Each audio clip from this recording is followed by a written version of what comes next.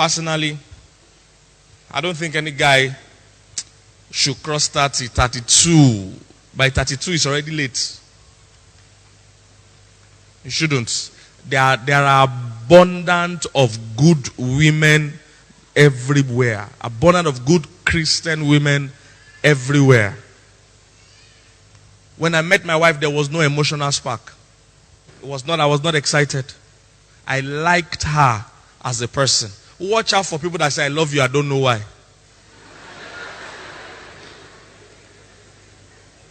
I knew why I liked my wife, and those reasons are still here today, and I still like her today. That is important. Because the guy that tells you, I love you, I don't know why, the day he's going to change his mind and say, I hate you, he will say it for the same reason. I don't know why. I just don't know why. I'm just tired. That is the sick. Now listen, have you noticed that in the days of our fathers, they didn't marry based on emotion? Hope you know that. Oh, they didn't. Those days they married for basic things. For instance, they checked character. In fact, they didn't only check character, they would go and investigate your family. Am I correct? It was purely on tangible things. You will not hear somebody in those days saying, I saw the girl, I began to shake, I began to shake. You will never hear that nonsense. That old men, I want to say young men, that old men are telling me today. You will never hear such. They married on clear value. Then they born for their house. Are they anybody mad there? They get sense. Once they check basic, real qualities, some of those girls, you don't even have to meet them before time. They arrange the marriage. They just tell you, marry her, you'll be fine. They make sure, can she cook? Is her mother well behaved? Is her mother in her father's house? Can she cook? Once they get values sorted, forget a butterfly. And funny enough, those marriages are doing far better than all this butterfly marriage of our generation. Because we are making common mistakes that scripture says not to do. Charm. When I saw the girl, I couldn't breathe. I just confused. I'm excited.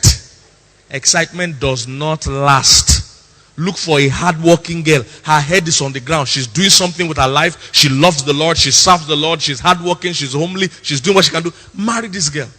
There are many of them, good girls everywhere. And I'll see old men roaming around. It's tiring. And listen, guys, if you're a guy here 35 and above, the challenge is this, and you have not met a lady yet. Challenge is that meeting the girl and marrying the girl will still take approximately 1 year. Assuming you meet the girl today.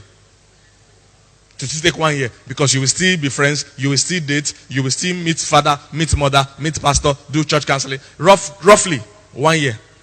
By the time you do that, then if she gets pregnant on wedding day, it will take at least 9 months before your first child comes. If she doesn't get pregnant on wedding day, you go begin work. This means, for instance, if a guy here 38, 39, and in 2 years your firstborn will come. This means, sir, that when your first child is 1 year old, you'll be about 42 or 43. Who will go for his inter-house sports? I know you're not thinking far now, but I'm here. I'm your pastor. I will help you think far. You know you won't go for the inter-house sports. Okay, but you can go with wheelchair or walking stick.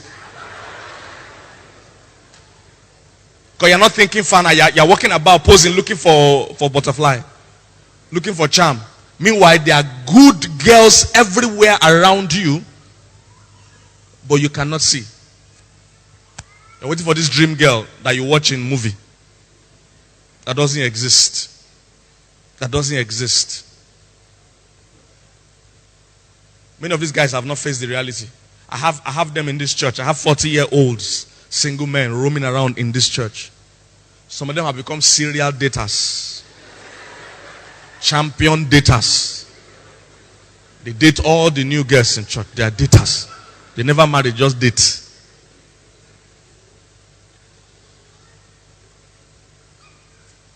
If you are approaching 40, not married, not in relationship, your first child, you're going to be older than him with about 40-something years. That's your first child. We never talk about your last born.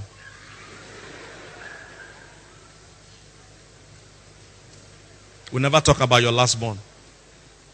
The implication is this also.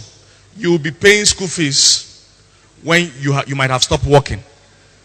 The worst thing you can do to yourself as a man is to be paying heavy bills when you are not earning heavy money. Some of you here, you have parents that are retired now.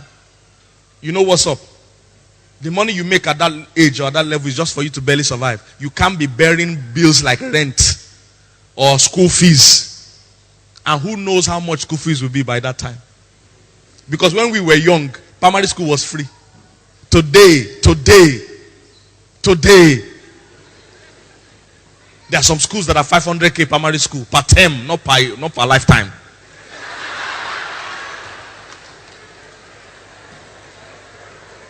So their old brother,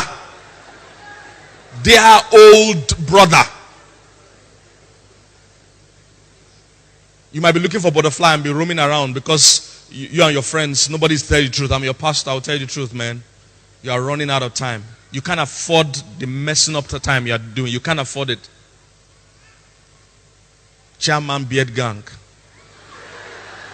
Chairman Syria Daters Association. Chairman Single Fellowship Nationwide. For something. It's time to marry.